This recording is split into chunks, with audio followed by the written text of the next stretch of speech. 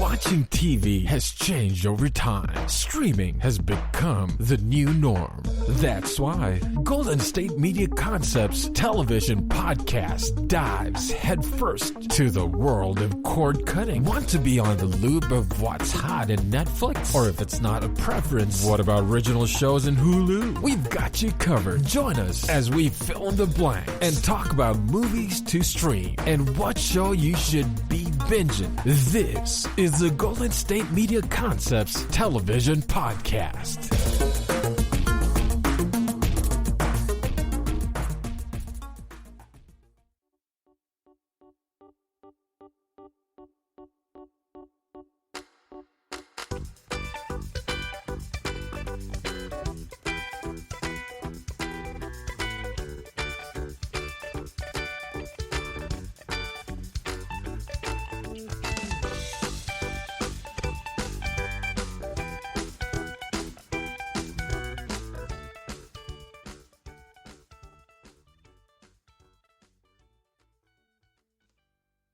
Thank you for tuning into the GSMC television podcast brought to you by the GSMC Podcast Network. I am your host, Casey. So today we have 4 segments lined up for you guys. We will be talking about the 3rd episode of Manifest. Then we'll be shifting gears over to episodes 4 through 7 of The Wilds. Then we'll be talking about Season 4, Episode 2 of Good Girls. And then last, because of Eric Andre's newest movie, we'll be talking about the production company behind the Eric Andre show. Alright, so as I had said before, we'll be starting off with the 3rd episode of Manifest. So this season's main focus seems to be very much centered around the meth heads. Given that this season is generally, or most of these seasons are generally about 13 episodes, I think that's more than enough time to completely focus on, one set of characters. Now, these set of characters were introduced towards the end of Season 2. The big plot, I feel like, for Season 2 had to deal with Zeke and his death date, because he was introduced at the end of Season 1. So it's kind of like the same thing. It's like Season 1 introduces Zeke, but then Season 2 mostly deals with his storyline. Obviously, there are many other plots and storylines and characters being focused on as well. But I think it's a very similar thing with Season 2 to 3, where once again, we have the meth heads were introduced towards the end of Season 2, and then Season 3 seems to be like it's going to be completely the meth heads. Now, because of COVID and its restrictions, we're not 100% sure if we're actually going to be getting about 13 episodes this season. To my knowledge, based on everything that has been introduced, or not introduced, but revealed, there are definitely 8 episodes this season. Looking back on it, Season 2 had 13, and Season 1 actually had 16. So, 16, 13, it could be 8. But anyway, don't want to go too far down that hole. So, we had a few different storylines, obviously, this episode. One of the ones that was pretty small, but it was sprinkled throughout the episode, was about Vance. Now, we know from the first episode, Vance had been captured by the Cuban military, and then from everything we knew in the second episode, he was locked up somewhere, and the wing was, I think they said it was like outside of, oh man, what prison? They said it was outside of some prison, which is quite a weird place to store the tail fin for Flight 828. So his little scenes that we had sprinkled throughout the show were kind of like these interrogation sequences that did not really feel very relevant. We had whoever was in charge of the NSA. She was kind of mainly conducting the investigation, and then we also got the guy that Ben admitted Vance was alive to at the end of last episode. He was behind the scenes with her because they were behind a two-way mirror. I don't know, it just seemed really weird. They weren't really talking about anything that we didn't know. It didn't feel like very relevant questioning. But obviously the culmination of all of this led to, I guess, them feeling him out and them wanting him back in the NSA to investigate Flight 828. Now, we obviously know as viewers, but I don't think the NSA knew that Vance was actually closely working with the 828 people in trying to uncover the mystery. But he mentioned right towards the end, as they were finishing his investigation, that he didn't want to work with Fitz, who is also known as the Major, because she tried to kill him, and almost successfully did. But they reveal a very interesting piece of information, is that her body was found in New Orleans, and we obviously had no clue about that at all, because last we saw, she literally died in a park in New York. Now, my initial thought would have been, who would Sanvi have gotten to cover up the body? Well, I would assume it would have been Vance and his team, and then they would have hid that information from everyone else. So Vance kind of seemed shocked by it. It almost felt genuine, but I genuinely don't know how Sanvi would have been able to get her body down there, remove all trace of evidence that, she was even involved without someone else helping. So yeah, very interesting. It's probably the most relevant piece of information we got from all of his scenes, as well as another scene that we'll come back to towards the end. So we also got this new character, Egan, who was also a 828er, and they all got their callings, and it took Ben to Egan, who is like a speed chess savant who kind of, gambles. As far as we can tell, the callings have nothing to do with his ability to win. But he definitely seems like he's a hustler, because, well, we'll get to that in a second, actually. But yeah, it's just very interesting. He knew about the calling. He kind of spoke very openly about it in front of everyone with Ben. And then he's like, yeah, the callings come. I have an eidetic memory. And, I just kind of do it. They leave me alone. And I go back to doing what I'm doing. So it leads them to this storage space for rich people where they kind of hide very expensive art.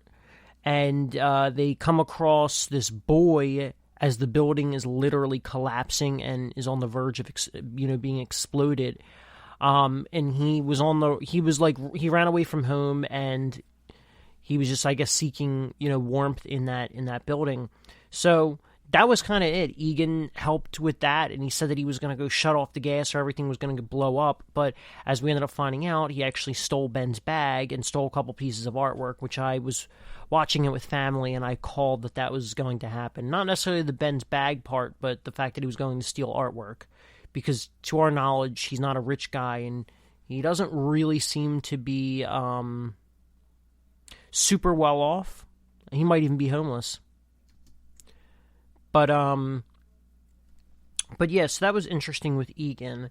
Then in another storyline, we had the Olive and Angelina storyline, as well as kind of a mix of Cal as well. Cal was seeing peacock feathers, which caused some tension between Grace and Tariq, because Tariq kind of called him out on it and said that peacocks would not be here and that he's too old to be lying.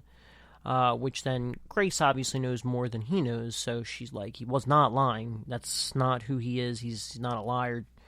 But that relates to the Olive and Angelina, where TJ, who we saw at the end of Season 2, departed for Egypt, which I don't really know what, a 19-year-old boy is traveling over to Egypt to investigate stuff. How he's even, he's all by himself to our knowledge. But he found some sort of artifact, which is crazy, because he also managed to get it from Egypt and ship it to New York. Who knows how he managed to do that.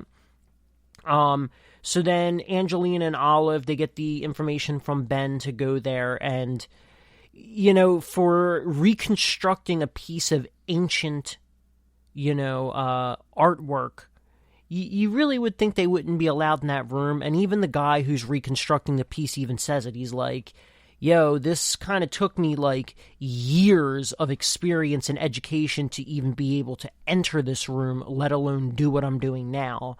But Olive like insists she needs to do it, blah, blah, blah, blah, which is like kind of, it's getting annoying from Olive. In the beginning, I felt really bad for her because she was left out of everything. And she's a very smart girl. She clearly gets it from her father. But I mean, she might know a little bit about Alzorus, which is obviously what the artwork is about, but she has no clue how to reconstruct ancient artwork. So then there's a piece of the artwork that's missing, which goes back to the whole Egan thing. So the one thing that he stole was in the vision, which was very clear in both of their visions, but more specifically Ben's, because that missing piece was in that artwork, which then the pawn shop keeper thought it was trash, gave it back to Egan, and then Egan used his ID to pawn, Ben's ID to pawn all the stuff off, which I kind of used to work in we'll call it a glorified pawn shop. It wasn't like a pawn shop, but it was like, they took in types of electronics and movies, video games and movies, generally speaking. But, yeah, you cannot just look at someone's school ID. Like, there are very strict laws, so that was a little ridiculous that he just held that up. But who knows, if it's like a scummy type of pawn shop where they don't really care, maybe they can get away with that, but I really doubt it. But anyway, the pawn shop keeper gave him his trash back. Egan stuffed the trash in Ben's bag and then threw the bag out in a trash can. So that was the missing piece of the artwork that they needed. Then on another storyline, we had... actually, going back to the Olive and Angelina storyline, they had this really weird conversation about relationships and how Angelina's never even been with a guy, and she, I guess, technically speaking, should be almost 30 years old because she lost, 5 years of her life, but she's supposed to be around 25, I guess, biologically speaking. So that was they kind of were just talking about her relationship, and almost was a little out of place in the context of everything else, which is another prediction that I had, which originally I was thinking maybe she and this guy get together, but there were no interactions between them, so I kind of think Olive and her might start a relationship. Olive and, not her, Olive and the guy who was reconstructing the artwork. Then on the other side of things, the Major's daughter came back to talk to Jarrett. Jarrett kind of gave her the lowdown, like, hey, your mom was a high-ranking government official who tortured people. Like, she's missing and there's no way to identify where she's at. Like, I think she was trying to prepare her for the worst. And then Jarrett then goes to question Sanvi because I think he does want to find the Major, and Sanvi gets really nervous, which I really thought that Jarrett was going to be able to read her and figure out everything. Then on the last side of things, or one of the last things, is we had very interesting calling to something that happened, I believe, in Season 1 when it came to Evie's heart, about a little boy that got her heart when she passed away, which then it was kind of a calling telling her, that she needed to go check in on Evie's parents, where we saw that Evie's father had collapsed and died, and the mom, who has dementia, was, like, freaking out. So, through some little investigations, they end up finding out that there's a video will, and the whole house is going to be transferred to Mickey and Zeke, and that the mom was all set up to go to a nursing home, which made perfect sense because, someone with dementia, that could be a very, very hard thing to deal with. And, like Mickey and Zeke are not equipped to taking care of her, which is what that whole storyline ends up coming down to. From a logistical perspective, like, there's no way she'd be able to handle that. But from a plot perspective, I think it could add some maybe much-needed new dimension to the show. We also get, a person of color, which is, adds a little diversity to the cast. And we got a couple new characters, 3 new characters by the end of last season to now, who are all people of color. Or I guess technically speaking, Evie's mom was not a new character, but she wasn't really in the show. I think she was in like 2 episodes before, and even those episodes were just like a scene, maybe. So Zeke and Michaela end up taking the house. They end up trying to take care of Evie's mom, which I'm sure will cause a lot more dilemmas in the episodes to come. We also got Angelina, after the whole art reconstruction thing. She went to the jail cell to visit Pete, who was one of the meth heads. He was the young brother meth head. Now, something has been calling them together, and I think that is the relationship that they were hinting towards with that line. It seems weird because he seems so much older than her, which I guess maybe they probably are about the same age, given that, once again, she lost 5 years of her life. So biologically, she's still 25, but according to her birth certificate, she's like 30. Yeah, because me and my mom were even talking about that, because like I said, I watched this show with all my family, and, you know, in the photo, Pete is such a little boy in the photo, and she's really young, so you would think they'd be closer to age, but yeah, we kind of forgot about the detail that she, you know, is a little bit older than she actually looks. Then, towards the end of the episode, Ben helps the kid back to his house, and kid ends up being the younger brother of Corey, who is one of the meth heads as well. And then the episode pretty much ends with Pete and Corey getting a calling, and then they don't show Jace at all, who's kind of like the leader of the meth heads, and we can all assume that he's the one that was cutting out the eyes of the Stone family's pictures in the RV, because who else would have the RV at this point? Now, the episode actually ends with this, like, twist cliffhanger where, despite Vance not wanting to go back to the NSA, he's shown this secret room, and you can hear, like, a lot of people in the background. Now, I don't really think there's any, like, new information, or, like, something really big that he's going to see. I just really think that at the end of the day, it's going to come to Vance sees that there is a whole bunch of people working on it. And they might have the tail fin at this point. We don't really know. But I don't really think it's going to be any mystery or added mystery to, you know, the whole Flight 828 situation. So, I mean, it could be a little bit of a, you know, a red herring or whatever. But who knows? Maybe it'll pop up back at the end of the season and it will actually be something really new and crucial. So on that note, we're going to take a quick break, and when we come back, we'll be talking about The Wilds episodes 4 through 7.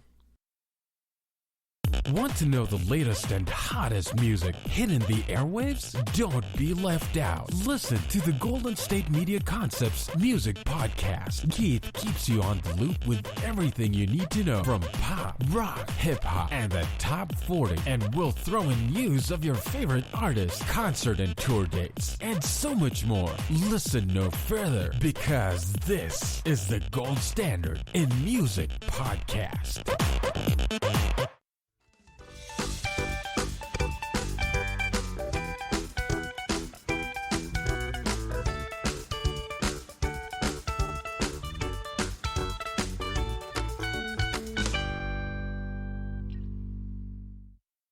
All right, and we are back.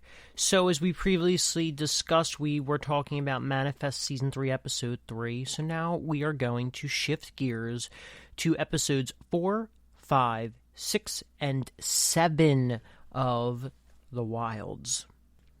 So just like we've done before, each episode focuses on one of the central characters, kind of, you know, really for the first time giving you their backstory. So we're just going to go through episode, and I'm going to talk about the new characters at play. So first off, in episode 4 is all of day 6 of the girls in the Wilds. This episode features Tony. Now, Tony is, I believe she is Native American. She is very short-tempered, very angry individual, very confrontational, which seems to generally be her problem in life. Now, I would assume with this show, almost similar to, you know, what like Lost did or many character pieces did, in order to create a really, you know, three-dimensional character, you address their current state, and then as you go on, they learn to overcome their own personal issues, demons, obstacles, whatever. So, yeah, with Tony, she's just very angry. Now, she herself might not actually be Native American, but her best friend Martha, who is also on the island, is Native American, and she lives in a reservation. So I think Tony does too. But they also do go to school, I believe, in a non-reservation area. Now, with Tony's character, she has a mom who is a drug addict. They don't say really anything about her dad, but her mom is in rehab. So her backstory focuses on her being a part of the basketball team and her being a lesbian and then starting to date this new girl named Reagan. Now, her and Reagan actually have this like really nice relationship. You can pretty much assume that Reagan is also a lesbian, but they don't explicitly state it in the beginning, but you could tell by her glances towards Tony. And so their relationship progresses, and you could see that she's very quick to anger around some of her foster siblings and other people at school. And at one point, they're just having fun. I think they're coming out of the movies, and there's a group of guys that like make homophobic comments towards them. And she flies off the handle. Instead of just kind of getting in the car and driving away, she goes to them to like attack them. Now, if these guys are really crazy, they could really hurt these girls. And so, that just goes to show you that her anger takes over, and even if she's in a situation that could potentially be very dangerous for her, she doesn't care. She's just too angry and confrontational. So Reagan ends up breaking up with her because of these things, and then she ends up breaking Reagan's windows in her car. As for the episode, there's not a whole lot that actually went on. This is one of those episodes that feels very filler-esque, because this is when they're building a shelter they're having like a shelter building contest in which they split the girls up into two. And, you see, Leah clashing with Fatten because, Fatten doesn't really care and, she's not really helping out. Then Fatten kind of like fights back about her relationship with Jeffrey and how it was inappropriate, and Leah was almost like a fetish for him because of how young she was, but just old enough that she's legal, or as we've said before, she lied about it. So Leah ends up getting into a big fight with her. Shelby's kind of taking charge, and her and Martha have a really close relationship. Well, Tony's best friend's Martha, so then, Tony loses control and destroys the shelter. And then so they end up, going with the other girls' shelters. And because like a bag of chips, like a single bag of chips washed upon the shore, they gave the girls the prize of the chips for food, but I think they all end up sharing it. But the fight gets so bad between Leah and Fatten that Fatten storms off in the middle of the night. So then we go on to the next episode, which is a Fatten-centric episode in which, Fatten, she comes off very vapid and, high class and all this other stuff, spoiled. But she really is just a smart, dedicated girl, and she doesn't really have time for people's bullcrap anymore. There's also a huge promiscuous side to her, which there's obviously nothing wrong with. She can do whatever she wants. She is her own woman. And, but anyway, yeah, so she, works so hard all the time, and she lives in this very strict household. Now, Fatten, I've actually really grown to like. I did not like her in the beginning. She came off very, stereotypically written, which kind of makes her feel like a very boring character. But she... And I'll never know, but I've heard from a couple of my friends, and also I've seen in documentaries, and, it's kind of also a trope even in TV shows that there are a lot of foreign families that really push their kids very hard because now that they're in the United States, they want their children to be able to take full advantage of the American dream. So with Fatten, she kind of grows up in that family. Now, both of her parents are very, very... well-known individuals with high-paying jobs, And, they show the pressures of Fatin, and that she has a close relationship with her father because her mom is more so the driving force, towards all the stuff that she's been dealing with. But then her whole reality is shattered when she finds out that her dad has been cheating on her mom and been sending these nude photos. So then Fatin, as an attempt to publicly shame him, shares the nude photos to everyone in his contacts, which really screws things up. But in the end, her mom ends up taking her father's side, and they decide that after the summer she's going to be going to a religious boarding school, but for this summer they're going to also send her to a little retreat, which is the whole guise of what this trip was that they were supposed to be going on. So it's kind of very devastating. She's kind of angry. And we see towards the end of the flashback, she steals the watches, which we also saw earlier in the season when they were clearing out suitcases. She hid the watches. So moving on with the 6th episode, which is day 12, and also the Fatin episode was day 7. But now we're at episode 12. And I forgot to mention too with the Fatin episode, with Fatin running off, not a whole lot happens with that episode too. The girls kind of, I don't know, they all kind of band together to find Fatin because they also found one of her ripped jeans that was all kind of scratched up or not scratched up, but ripped up and bloodied. And by the end of the episode, Fatin discovers fresh water, and Fatin and Leah kind of reconcile their differences, and they burn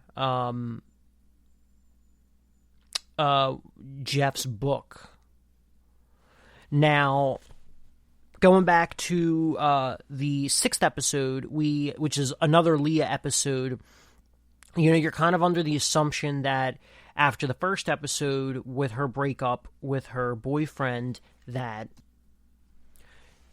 her and Jeff broke up and then she went on the retreat. But in the reality of it, this episode reveals that there was some time between the breakup and the retreat. And so she has a really close friend who we also saw in the first episode who, is very much in love with her, or really likes her, I should say. And his name is Ian.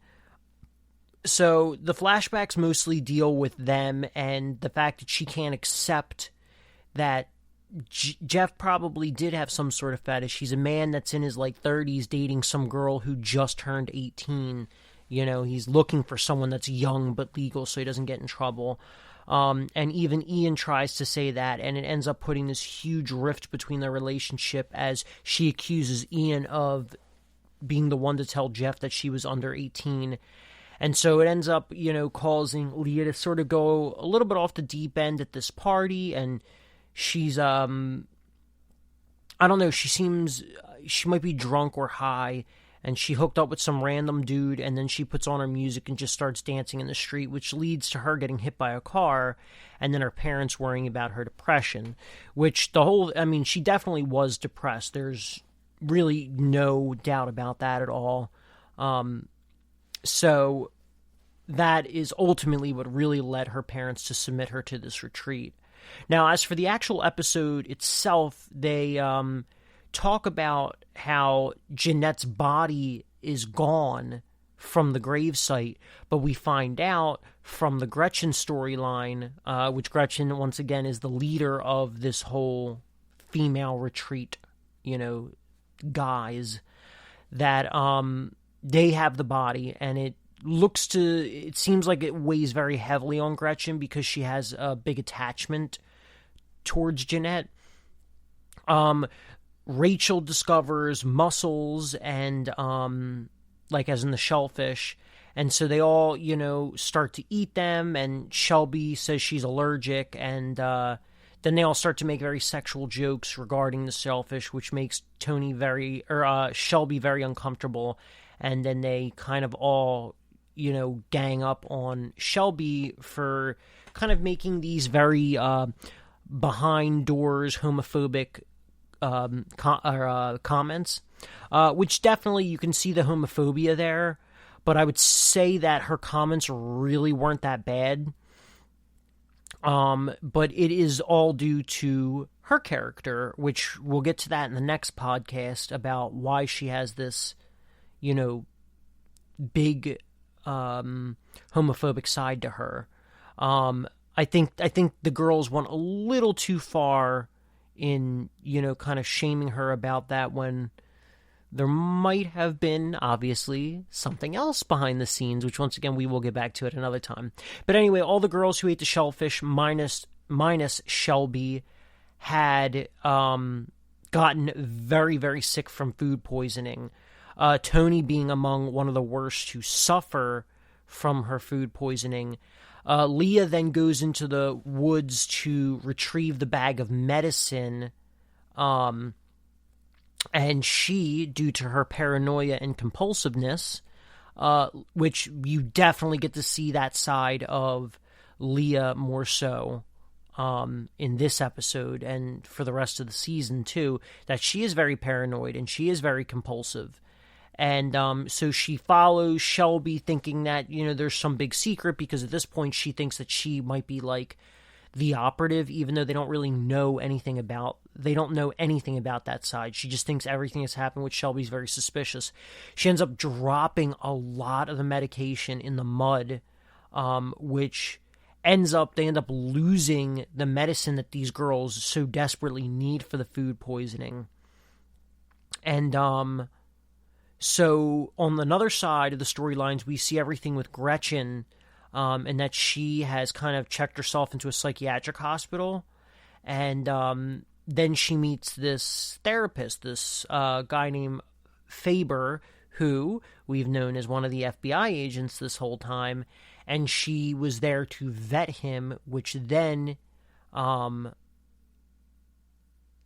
you get that is definitely happening in the past, but they almost make it seem like it's happening in the future or in the present, because like I said, the timelines are really kind of weird.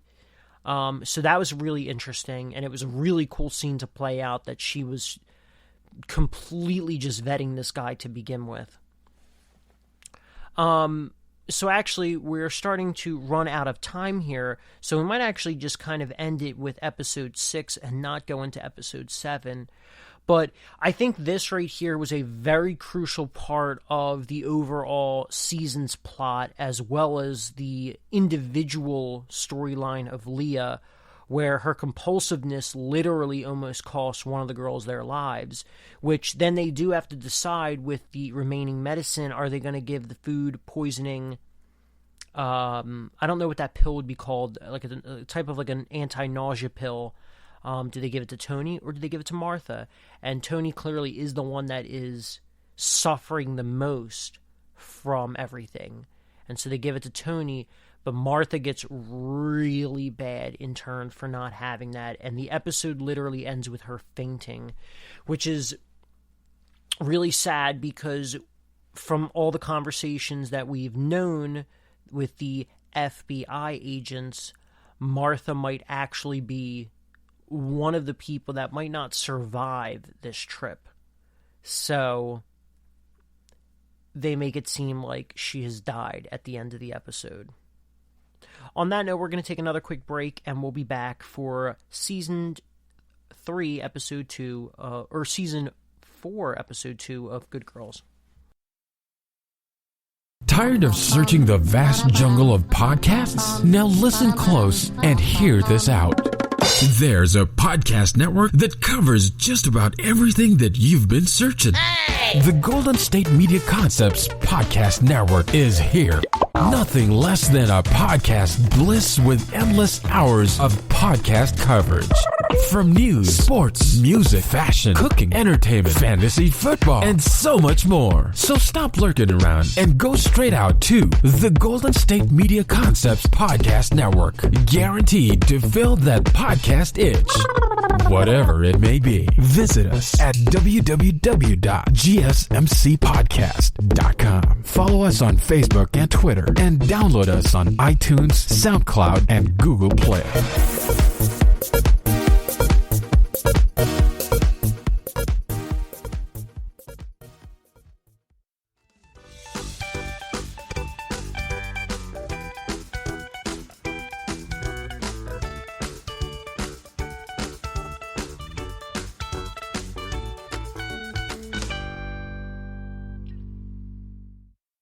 All right, and we are back. So we last talked about The Wild, Season 1, Episode 4, 5, and 6. We were supposed to talk about 7, but we were running low on time. We also started off the podcast with Season 3, Episode 3 of Manifest. So now we're going to shift gears to the NBC show Good Girls. So we saw the episode start off with Rio in an interrogation room. So you can very easily tell that this interrogation room, so it kind of gives you this feeling of uneasiness. But then it's really interesting how they decided to shoot and write this scene. Because like I said, the interrogation room. Like, you really don't have to see much to know that it is an interrogation room. But the way that Rio speaks to whoever he is speaking to, because you don't see who he's speaking to, almost gives us the impression that this is just a normal conversation for Rio. So you're almost lulled into this false sense of danger, I guess you could say. And when in the reality of it, he actually is being interrogated about his involvement with the death of Lucy, who we saw had died in the previous season, which Rio did kill her. But he had an alibi. He threw his little ticket to some, fighting event. He said it so casually and almost in a way that was gloating that they really had nothing to pin this on him with. Just with the exception of the same gun that was used was connected to another case, which they also had nothing on him about. But, I mean, the police know that it was him, or that he was involved in some way, shape, or form. But it's just very, very interesting how that whole scene played out. And I'd almost imagine that's how you'd have a lot of these, mafia members, or even in some of the movies and TV shows, the way that they talk to these officers when they're being pinned for a crime. So anyway, we then kind of jump to the aftermath of the final scene of last episode with the hitman. So there's a lot of jokes about what the hitman wants, and we all really know what he wants in the end, which is Beth, which I think is going to cause a lot of issues in this season, because he obviously is there to kill Rio, but if you kill Rio, then there's not this big bad, after Beth or causing problems for Beth anymore. So obviously, we can't kill off Rio yet, as much as I do not like him, but I know many of Good Girls fans really do like him. But, yeah, so the hitman is in love with Beth, which I think, if anything, is going to cause more problems for Beth and Dean, because their relationship is still being repaired, and it is on a much better track right now than it's been in the past. But honestly, that's not the only thing that really poses a big threat to their relationship right now, which we'll also come back to that soon enough. So, the hitman wants at least dinner with her, which plays out in a future scene. Shifting gears, Dean interrupts their conversation with big news that he wants to share with Beth. And the big news is that Big Kahuna, who I guess is a large hot tub company, wants to push their products through Dean's business, given how, explosive their business has been. Now, for those who don't know or don't remember, Dean is under the impression that they are completely free from Rio right now, and that their business really is thriving in an amazing way. But we obviously know that is just Beth laundering money through their company. So, and we also know that, as we find out, that Dave of the Big Kahuna is one of the federal agents who is going undercover. Now, he seems to be the kind of leader of this operation, especially who Phoebe who is played by Lauren Lapkus, has been reporting to. There's also a very interesting line when they're in the office getting ready for his undercover, portion of the job, where one of the other guys is like, "No, the boots too much. You shouldn't wear them for your meeting." But then the one guy ends up saying, "Ooh, save the boots for later." Just a really weird line that felt very out of place, but I think that's just trying to hint that Dave and the other agent are potentially lovers. They're both gay, I guess. But nonetheless, still the line that really, stood out. So then on another storyline we have with Ruby. Ruby is having a nice dinner with her family when there's a knock at the door, and it's the Hills. Now, we know the Hills from last season, in which they kind of extorted money from Ruby and her husband, but more specifically, they were literally given a new car. But now they're announced that they're back in the area, and more so, they're moving to the area because they've got nothing. They don't have family. Their daughter died, which is how their child got her kidney. And so they let them join for dinner, and now the Hills are just kind of like staying around. On the flip side of things, Beth finds out about Ben's little auction night at school, in which the parents go and they bid on stuff as a means to raise money for the school. And so Ben kind of is like trying to use, it almost seems like Ben's using reverse psychology or using, psychology against Annie as a means to not get her to go, like, oh, you just think it would be stupid, blah, blah, blah, because ultimately I think Ben is very embarrassed by Annie. Whether Ben wants to completely admit it or not, but I think also Ben had some valid points in an argument they had later in the episode. So also, we go back to the Big Kahuna. The Big Kahuna wants to work with Dean and them at Bolin Bubbles, and but they need to take a look at the books, which obviously is a ploy to see their books to see if they're actually laundering money, and if they even know how to hide the numbers correctly. So that leads Beth, Annie, and Ruby all to go back to their friend at the loan agency, and he's like, yeah, your guys' books are way off. Like, your numbers are highly suspicious, and you're selling way too much, way more than any other normal company would be selling at this point. And he offers some solutions on how to, fix things. And so just as Beth is trying to fix things, Rio wants to hide money in their accounts because Rio's being investigated. And Beth, says, we're being investigated right now. Like, this is not the time. And Rio forces Beth's hand by, I guess, exposing his relationship or her relationship with Rio. Or maybe that was a threat that they were going to hurt Dean, but it's not quite clear. Either way, the outcome is not going to be very good. So, Beth finally goes to dinner with the hitman, and they have a conversation, and Beth, makes it pretty clear that she's not really interested in a relationship, and then the food comes, and the salmon's, undercooked, so the hitman goes back to the kitchen, beats the crap out of the chef, which was, just kind of goes to show you that while this man is supposed to be very low-key, he is also probably a little bit on the more unstable side, which kind of scares Beth. But if I were Beth, I would just say, hey, Rio is going to probably kill me very soon, which is the whole reason I need to take him out. And the hitman might actually be more inclined to stay around, or might be more inclined to kill Rio rather than stay around, because he's stalling it out because he really does like Beth.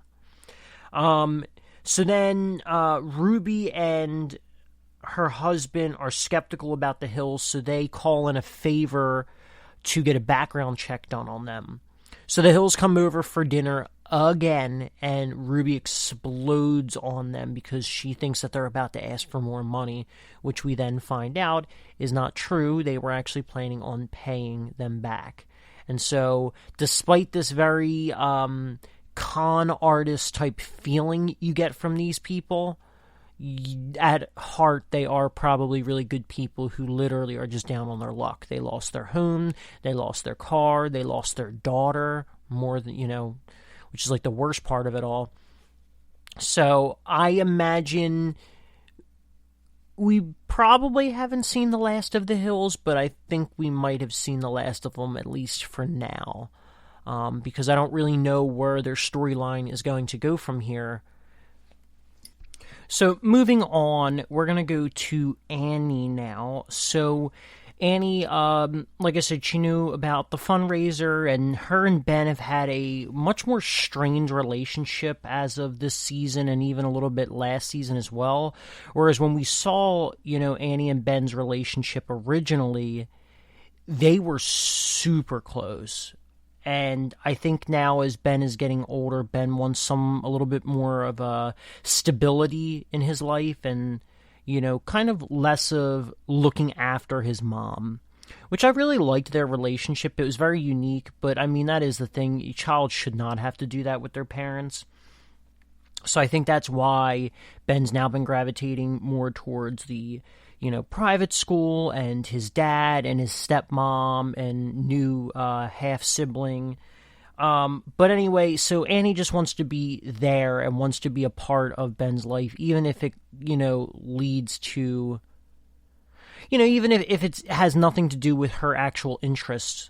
She's going to do what she's going to do to support Ben. So she contacts that guy again, that homeless guy that she kind of hooked up with, and they're developing this sort of relationship, but, she's like, I want you to be my date for the gala, and then that goes really bad because he lost someone's dog who claimed that they stole it, and it causes this big issue at the gala. But then, because of all this extra money that they're trying to put out in order to cover up their missteps on balancing the books at Bowlin Bubbles, we see her spending lots of money, thousands of dollars. And I think also in hopes to maybe, give Ben a nice trip or something that Ben does not normally get, to maybe bring their relationship back, which is where then Ben explodes at Annie and pretty much says that Annie's life is pathetic, and, that's why she criticizes so many other people's lives, because it's the only thing that I guess makes her feel better or justifies her life versus those who are more fortunate than her. So we also had a little bit from the Phoebe storyline today, not too much. Most of the federal storyline was coming from Dave with the whole Big Kahuna stuff. But Phoebe ended up going through their trash and found like an abnormal amount of dryer lint, and came to the conclusion that all that dryer lint was not really dryer lint. It was like paper residue and other stuff. And she's like, they are literally laundering the money at their home. And I think that alone right there could give them the evidence along with the book, because Dean had given Dave the book to close the deal, or at least he thought he was doing a good job in closing the deal. And, but yeah, they decide to go in and bust, and Phoebe's like, you do realize that this is Beth, this is not Dean. Dean has no clue what's going on. But as some sort of like stupid male thing that there's no way Beth could be, the head of all this, they go ahead and proceed forward with, taking Dean. Which this is the point I was talking about earlier, in which, this could cause a very big strain on their relationship, because Dean kind of thought that all this was behind them, and now they were, working on this big family business together. So this is the second time that Dean has been busted by federal agents, but yet again, he's not really at fault, and he lost Bolin Motors because of this, and now he's going to lose Bolin Bubbles. It's amazing that their own reputation, their family's reputation, has not been tarnished. Oh, so another thing I just thought of too, not even related to the episode, and I might have mentioned this previously, but Jessica Walters had passed away a few weeks to about a month ago at this point. She played the stepmom, so I'm very curious, or not stepmom, she played Dean's mom, so I'm very curious to see how that's going to play out in the future. So ultimately, one of the big takeaways from this episode is that the FBI agents have finally exposed themselves, both Dave and Phoebe, and I think at the end of the day, they're not really going to go far with Dean. I mean, they have the books So something might happen with Dean, but they blew their cover, and now Phoebe can't do anything because she was there outside the house when they got exposed. So very curious to see where that's going to go, as well as looking into their finances. Rio probably ended up exchanging that money. So that's going to cause a huge issue between Rio and Beth, although that is ultimately Rio's fault. So we're going to take another quick break, and when we come back, we'll be going on to our final segment when we talk about Abso Lutely Productions. Want to find out what movies to go see? Then check out the GSMC Movie Podcast. It's your ticket to the latest movies, whether it's a new blockbuster event, romantic, comedy, or action flick. This show has got it all covered. They talk some what to go see now. Don't bother. What's hot on Netflix and everything in between. That's gsmcpodcast.com/movie-podcast. When it's all about the movies, it has to be this new show. Don't forget to like them on Facebook and follow them on Twitter. Visit gsmcpodcast.com for more info.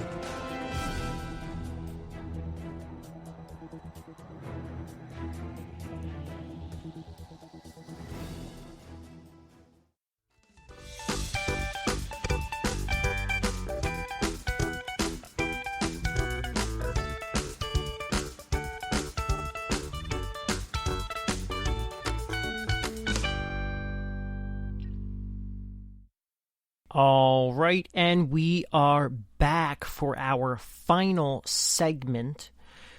So we had previously talked about Manifest, Season 3, Episode 3. We talked about The Wilds, Episode 4, 5, and 6. And we also talked about Season 4, Episode 2 of Good Girls. Now, before we dive into the last segment, for anyone that may or may not be wondering, you can find Manifest on ABC, you can find Manifest on Hulu, you can find The Wilds exclusively on Amazon Prime Video, and for Good Girls, you can watch Good Girls on NBC, or you may also watch it on Hulu, as it is usually on there the next day. Although beware, for at least Good Girls, they usually only keep the episode up for about a month, maybe a little bit more. So just for anyone that may or may not be wondering. So next, we're going to shift gears to a production company. We're going to talk about the history of a production company called Abso Lutely. Many of you may or may not know of Absolutely. They're kind of this hidden gem production company that are behind a lot of shows, especially on Adult Swim, but in the more recent years, they have really expanded their outreach. So the reason that I'm bringing up Absolutely is because most recently, the newest Eric Andre movie, or I guess the only Eric Andre movie, has just come out. It was released on Netflix a couple weeks ago. It's called Bad Trip. It's done in a very similar style that most of Dick House Productions does their movies, like Bad Grandpa, the Jackass movies, stuff like that. So Bad Trip, is a story, but is all the individual segments are filmed authentically in front of people. So it's all genuine reactions. But, Eric Andre has gained himself a lot more of attention the past couple years. Even at the end of last year, his fifth season of his show, The Eric Andre Show, had dropped on Adult Swim. And his show typically consists, or each season typically consists of 10 episodes. So The Eric Andre Show itself is a bit of surrealistic humor and sketch comedy. It's also done in a style that mimics a low budget public access talk show. So people are starting to get to know him from there, and he's always had a lot of celebrities on his show in which he does something crazy. So most of these celebrities think that they're going on to the show to do some interview or to promote something. I'd probably say among one of the most famous people that were on there was Seth Rogen, but then you also have a lot of athletes that go on there too, and other people. It's usually never like the A-listers, never like the Leonardo DiCaprios of the world. But anyway, so it's just a crazy comedic show. So I'm sure he's having a little bit of a harder time doing his show at this point because part of his show hides behind this anonymity of no one knowing who he is or what they're in for when they go on his show. But anyway, so I wanted to go to Absolutely. So Absolutely Productions, they were founded in 2006 by Tim Heidecker and Eric Wareheim, and also a producer by the name of Dave Kneebone. And for anyone that may or may not know, Tim and Eric are also kind of low-key, like, well-known. I know that seems a little bit contradictory, but it's the best way to talk about them. Like, they are really well-known. They've had their hands in so much stuff and in so many TV shows, especially with their company. So they, well, let's actually just start with Tim.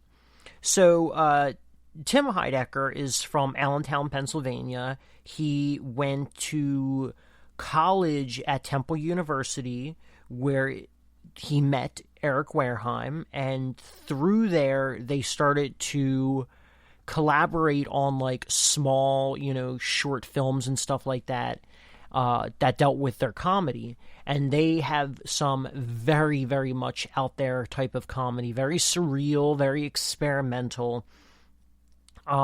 Together, once again, they created Absolutely Productions, where Tim Heidecker is the president and CEO of Absolutely. Now, Eric Wareheim, on the other hand, he is from Audubon, Pennsylvania, which is really not that far away from Allentown. And once again, he went to Temple, which is where he met Tim Heidecker. Both of them are 45 years old, by the way, and they have been doing all of this since probably on a more professional and mainstream, and I use that with air quotes, setting, since they are probably in their early 30s, but once again, they've been doing their comedic stuff since they were, in college, so, 18 through their early 20s.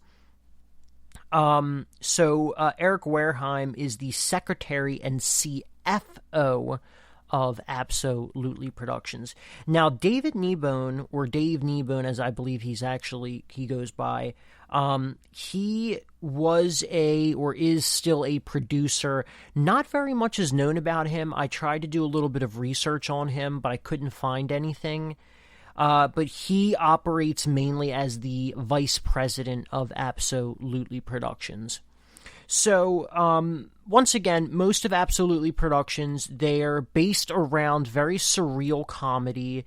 They have very experimental segments, and they oftentimes will use this sort of, or they'll capitalize on this sort of 80s, but more so 90s, like, nostalgic style, very VHS. So their first show that they got started with was in 2006.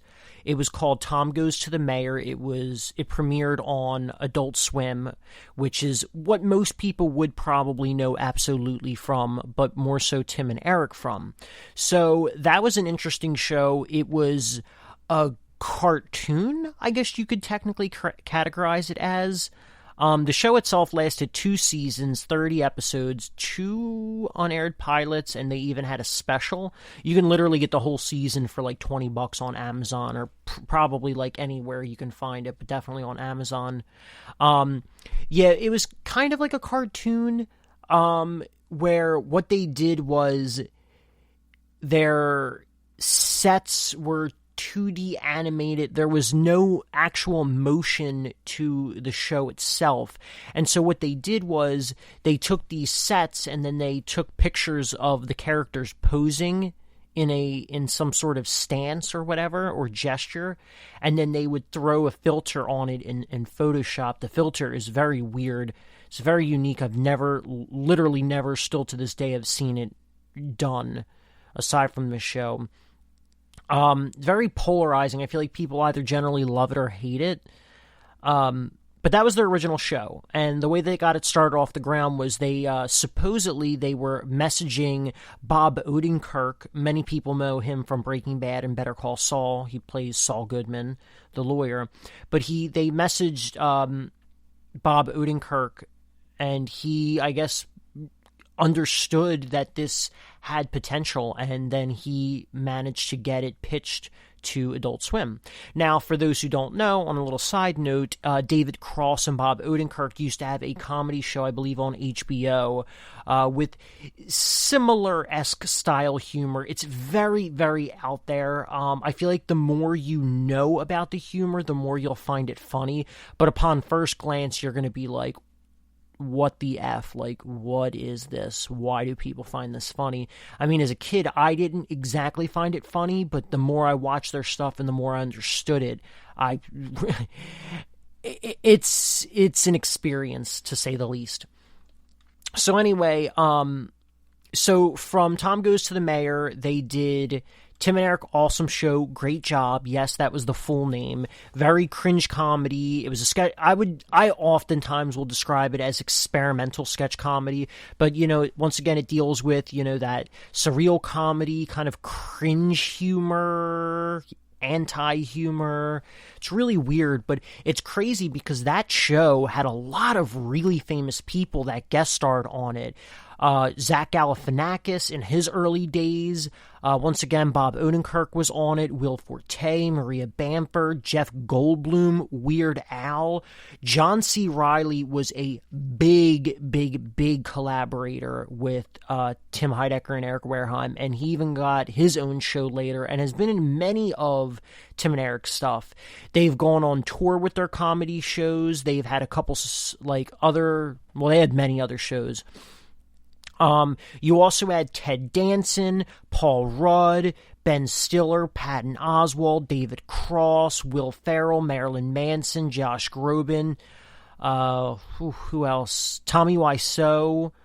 You had a lot of people that were in that show, and most of their shows are only 11 minutes long, so you can really fly through pretty much any of their shows. Now, from Tim and Eric Awesome Show, Great Job, you had a spin-off called Check It Out with Steve Brule. Now, Steve Brule was a character that was in Tim and Eric Awesome Show, who was played by John C. Reilly. Now, Check It Out with Steve Brule technically is still on the air as of today, but there hasn't actually been a season or any sort of special since I think 2017, probably. And so that kind of operates under a very similar premise that the Eric Andre Show operates under, in which people think they're, I guess, talking on a real show. And so pretty much all the stuff is ad-libbed by Steve Brule, John C. Reilly. And I think there's just generally a topic, and he kind of goes off that topic. And so the reactions from the guests on the show, if there is a guest on that show, is very much genuine. We also had other shows, or we had a movie, the Tim and Eric $1 Billion movie, which was produced by Adam McKay, who does a lot of Will Ferrell's movies, and Will Ferrell actually helped produce it as well. Starred Will Ferrell, Zach Galifianakis, Tim and Eric, and John C. Reilly. Very whacked out movie, but definitely capitalized off all their humor. You also, in the more recent years, they did another movie that's like a mockumentary movie called Mr. America. It's a political, satire type movie. I haven't actually seen it, but that's another, absolutely production. And then another really big show that they had was Nathan For You. Now, I'm sure there are quite a few people that know about Nathan For You. It's kind of one of those, it is a comedy show, but it's a documentary reality show, so it's all very much real. And so Nathan Fielder, he plays himself, but I guess an exaggerated version of himself is the best way to describe him, in which he consults with people and creates really outlandish ways to help businesses and strategies and marketing. It's just whacked out too, but that feels much more grounded in reality, and I feel like a lot more people could probably watch Nathan For You and get into what Absolutely style is, because some of the other stuff is just way, way, way experimental. You also have Tim and Eric Bedtime Stories, which is kind of this like horror comedy anthology series. Each episode is very, very, very, very, very weird. I wish I could tell you some of the plots for some of these episodes, but the best thing would be not to, because I'm going to kind of, try to keep all this PG. But I guess one premise is, John C. Reilly answers like this ad, which he's not playing himself, but he's just starring in that episode, for a baby-based personal development program. So they like treat him like a baby and like coddle him, but it's all in an effort for this company to rob those people blind. Just really strange. I mean, that is just a very, very, very brief synopsis for that episode. But it's just really whacked out scenarios in which, if you took it in a serious route, it 100% could actually be an interesting horror movie. But obviously the baby portion of it is the outlandish part that factors into their humor. But yeah, in the more recent years, man, they dove into a lot of television specials, web shorts. They had a number of pilots which did not end up going anywhere.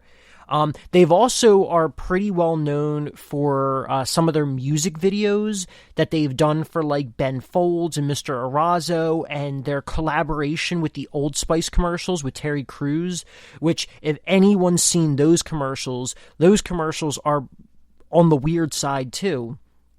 And that just kind of shows you their weird comedic stylings. Also, they recently had a show on Showtime that was a collaboration with the production company A24, really known for their more like art house like type films.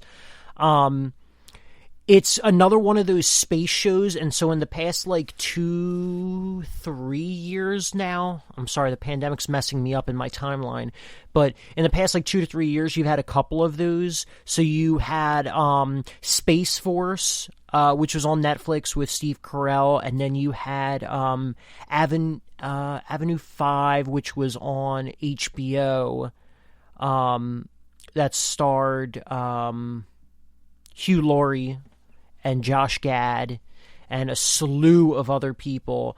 But I'd say this was more similar to Space Force, because the premise of the show is these like group of astronauts who really aren't that good at their job. They're simulating being on like a NASA moon base in their little hab center in the middle of the desert, and it's just about their like shenanigans. Another show that is very, very, very, very much hit or miss for people. So, just wanted to kind of go over a brief, overview of Absolutely. Very interesting production company, very funny. They have so much more that they produce. But like I said, they're kind of well known, but also at the same time, if you're not really familiar with production companies, or I guess the way I should have phrased it is, you'd probably know at least one or two of their shows, but unless you're actually familiarizing yourself with production companies, you might not actually know who they are. But heck, you might even know their little animated logo. It's not really animated though, but it's of a guy saying absolutely. So just really strange. You should definitely check them out, especially if you like most of Adult Swim stuff. You might like it. But I'd try watching either maybe the Eric Andre show first or Nathan For You, because that's the most grounded in reality. Ooh, and I actually forgot to mention one other show that's become recently popular, Magic for Humans, which is on Netflix. Most of their shows that you can find are on Hulu. Some of their other stuff's a little bit harder to find unless you're searching all over the internet. But yeah, Definitely check out Magic for Humans. That's a magic sketch comedy show that has a lot of their type of humor implanted in the show. Just really weird, awkward humor. But anyway, on that note, thank you for listening to the GSMC Television Podcast, brought to you by the GSMC Podcast Network. I'd like to ask that you please remember to subscribe to the show, write a nice little review, because it really does help us out. If you could also follow us on Facebook, Twitter, and Instagram, that would be greatly appreciated. Thank you guys so much for your time, and have a wonderful day. You've been listening to the Golden State Media Concepts Television Podcast, part of the Golden State Media Concepts Podcast Network. You can find this show and others like it at www.gsmcpodcast.com. Download our podcast on iTunes, Stitcher, SoundCloud, and Google Play. Just type in GSMC to find all the shows from the Golden State Media Concepts Podcast Network, from movies to music, from sports to entertainment, and even weird news. You can also follow us on Twitter and on Facebook.